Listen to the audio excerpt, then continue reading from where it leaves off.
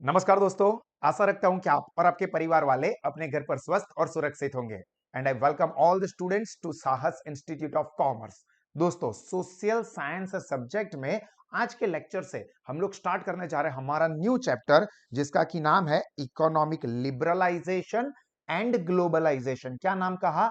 Economic liberalisation and globalisation. और आज के इस लेक्चर में हम इस चैप्टर की बेसिक अंडरस्टैंडिंग लेने वाले हैं। मतलब कि ये इकोनॉमिक लिबरलाइजेशन ग्लोबलाइजेशन क्या है, क्यों आया।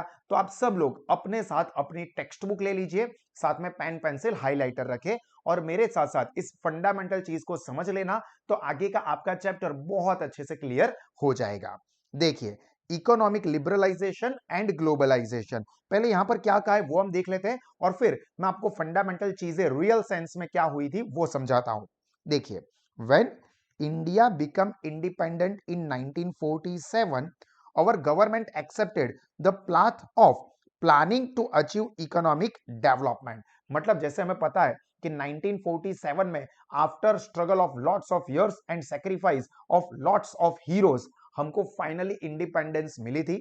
अब इंडिपेंडेंस जब हमें मिली तब हमारे पास देश को चलाने का कोई एक्सपीरियंस था नहीं, क्योंकि इससे पहले बहुत सारे सालों तक अंग्रेजों ने हमारे ऊपर रूल किया था। सो एक देश को कैसे चलाना है इसके बारे में यहां पर लोगों को एक्सपीरियंस तो था नहीं, पर इंडिपेंडेंस मिल गई है तो अभी देश को चलाना है। तो जो गवर्नमेंट हमारी बनी, गवर्नमेंट ने क्या डिसाइड किया कि हम लोग इकोनॉमिक प्लानिंग का रास्ता अपनाएंगे।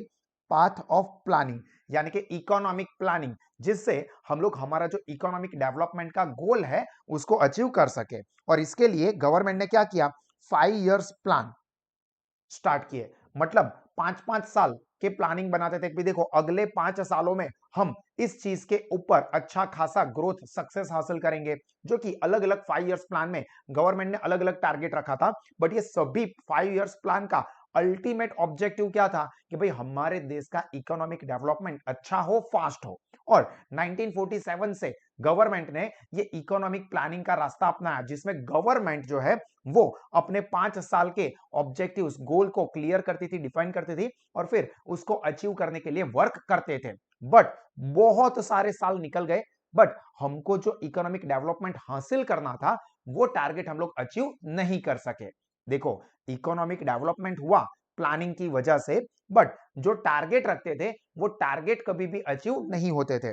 तो गवर्नमेंट ने यहां पर क्या किया कि भाई हमारी फेलियरिटी क्यों हुई, क्या प्रॉब्लम्स है, उसको आइडेंटिफाई किया कि भाई हमने जो इकोनॉमिक डेवलपमेंट का टारगेट रखा था वो टारगेट हम लोग अचीव नहीं कर सके। तो ऑब्वियस है कुछ ना कुछ तो गलती हुई होगी। लाइक आप भी अपने लिए प्लानिंग बनाते हो कि भाई मैं सुबह इतने बजे उठ के ये पढ़ाई करूंगा, इतने दिनों के अंदर ये चैप्टर कंप्लीट कर दूंगा, इतना सिलेबस कंप्लीट कर दूंगा, ये अचीव करूंगा, वो अचीव करूंगा, ये आप टारगेट सेट करते हो। But due to some reason वो आप टारगेट अचीव नहीं कर पाते हो। तो यहां पर हमको एनालिसिस करना चाहिए कि ये हमारे फेलियर का कारण क्या है। क्या मैं ज्यादा फोन के अंदर गेम खेलने में टाइम वेस्ट करता था? क्या मैं दोस्तों के साथ खेलने में टाइम वेस्ट करता था? क्या मैं सोता रहता था, टीवी देखता रहता था? क्या प्रॉब्लम था? वो फेलियोरिटी के कॉजेस फाइंड आउट किए और उससे गवर्नमेंट को यह पता चला कि ये पूरे का पूरा इकोनॉमिक डेवलपमेंट अचीव करना सिर्फ हमारे अकेले के बस की बात नहीं है। क्योंकि हमने कहा कि गवर्नमेंट क्या करती थी, 5 ईयर के इकोनॉमिक प्लानिंग जो है वो गवर्नमेंट करती थी और गवर्नमेंट के पास ही सारे के सारे रिसोर्सेज का कंट्रोल था।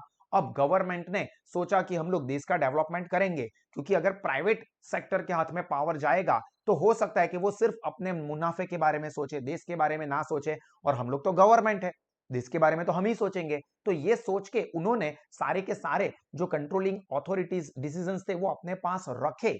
बट इतने सारे साल जाने के बाद रियलाइज हुआ कि इस तरह से गवर्नमेंट जो इकोनॉमिक डेवलपमेंट अचीव करना चाहती है वो हो नहीं पाएगा। तो अब अगर देश की तरक्की करनी है तो जरूरी ये है कि हम लोग पावर जो है उसको शेयर करें। और यहां पर प्राइवेट सेक्टर और फॉरेन जो कंपनीज है यानी कि फॉरेन एंटरप्रेन्योर्स है, उन लोगों को भी हम अलाउ करें कि भाई आओ हमारे देश में और बिजनेस सेट करो। यहां पर भी जो प्राइवेट सेक्टर्स है उन लोगों को हम लोग क्या करेंगे, एनकरेज करेंगे कि भाई चलो आप जो है वो इंडस्ट्रीज चलाओ, हम आपको सपोर्ट करेंगे। इंडस्ट्री हम नहीं चलाएंगे, हम आपको पावर दे रहे हैं कि आप अब देश के डेवलपमेंट के लिए आप काम करें। और इसी की वजह से 1991 में न्यू इंडस्ट्रियल पॉलिसी लाई गई थी। याद रखना, ये बहुत ही बड़ी चीज थी हमारे देश के इकोनॉमिक डेवलपमेंट के लिए, एक बहुत ही बड़ा मेजर स्टेप था।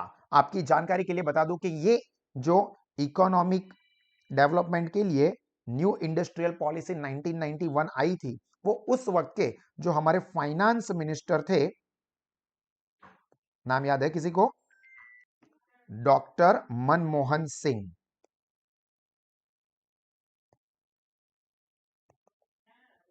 जो कि बाद में हमारे देश के प्राइम मिनिस्टर भी बने थे। अब ये जो मनमोहन सिंह थे वो इकोनॉमिस्ट थे, ठीक है, बहुत बड़े अर्थशास्त्री थे, बहुत ही टैलेंटेड थे। और उनके ये एक बहुत बड़े डिसीजन की वजह से जो इकोनॉमिक डेवलपमेंट की रफ्तार हुई, वो उसका बेनिफिट हमें आज तक देखने को मिलता है। आज जो इकोनॉमिक डेवलपमेंट हमको देखने को मिल रहा है, इसका एक बहुत बड़ा जो स्टेप कहे वो 1991 में लिया गया था, इंडस्ट्रियल पॉलिसी को इंट्रोड्यूस करके। आपकी जानकारी के लिए, जो कि उस वक्त के फाइनेंस मिनिस्टर हमारे देश के डॉक्टर मनमोहन सिंह ने ये इंडस्ट्रियल पॉलिसी लॉन्च की थी। और इसके अंदर गवर्नमेंट ने 3 चीजों के ऊपर फोकस किया, जिसमें पहला था लिबरलाइजेशन। अब इसके अंदर क्या होता है कि पहले गवर्नमेंट ने क्या किया था, सारे के सारे कंट्रोल अपने पास रखे थे, प्राइवेट सेक्टर को अलाउ नहीं किया जाता था, या उसके ऊपर बहुत ज्यादा रिस्ट्रिक्शन थे। मतलब प्राइवेट सेक्टर्स थे, बट बहुत सारे रूल्स रेगुलेशन परमिशन लाइसेंस, इतनी मगजमारी के लोग यही प्रीफर करेंगे अपने को धंधा करना ही नहीं है। क्यों? क्योंकि हमारे पास कोई फ्रीडम ही नहीं है, हमारे पास कोई लिबर्टी ही नहीं है, गवर्नमेंट कंट्रोल कर रही है। तो गवर्नमेंट ने क्या किया कि प्राइवेट सेक्टर को बिजनेस सेटअप करने के लिए एनकरेज देने के लिए लिबरलाइजेशन लाया। लिबरलाइजेशन से क्या हुआ था, जो कि हम आगे पढ़ेंगे, कि गवर्नमेंट के जो कंट्रोल रिस्ट्रिक्शंस रूल्स रेगुलेशंस थे ना, उसको थोड़े लिबरल कर दिए, आसान कर दिए, इजी कर दिए, जिससे बहुत सारे लोग इंडस्ट्रियलिस्ट बन सके। तो एक लिबरलाइजेशन, फिर दूसरा था प्राइवेटाइजेशन। जो गवर्नमेंट ही सिर्फ मेजोरिटी बिजनेस चलाती थी, उसकी जगह पर क्या किया, प्राइवेट सेक्टर को अलाउ किया, भाई आप भी बिजनेस कर सकते हो। एंड तीसरा ग्लोबलाइजेशन। 3 चीजों के ऊपर फोकस किया था, बहुत ही इंपॉर्टेंट ये 3 चीज है। इन न्यू इंडस्ट्रियल पॉलिसी 1991 में 3 चीजों के ऊपर सबसे ज्यादा फोकस किया गया था। That was liberalisation, privatisation and globalisation. और इसी के ऊपर हमारा चैप्टर आगे डिस्कशन करने वाला है। तो इसके बाद वाले सेशंस जरूर देखना, जिसके अंदर हम ये तीनों के ऊपर डिटेल में डिस्कशन करने वाले हैं, जो कि आपके एग्जाम पॉइंट ऑफ व्यू से भी काफी ज्यादा इंपॉर्टेंट है। और इसी तरह के और एक्स्ट्राऑर्डिनरी एजुकेशन आप या आपके दोस्त लेना चाहते हैं, तो साहस इंस्टीट्यूट से आपको मिल सकता है, जो कि आप हमारी यूट्यूब चैनल, हमारी साहस स्मार्ट स्टडीज एप्लीकेशन या हमारी वेबसाइट से ले सकते हैं। और अपने सारे दोस्तों के साथ भी इस सेशन को जरूर शेयर करें। Wish you all the very best. God bless you all. जय हिंद।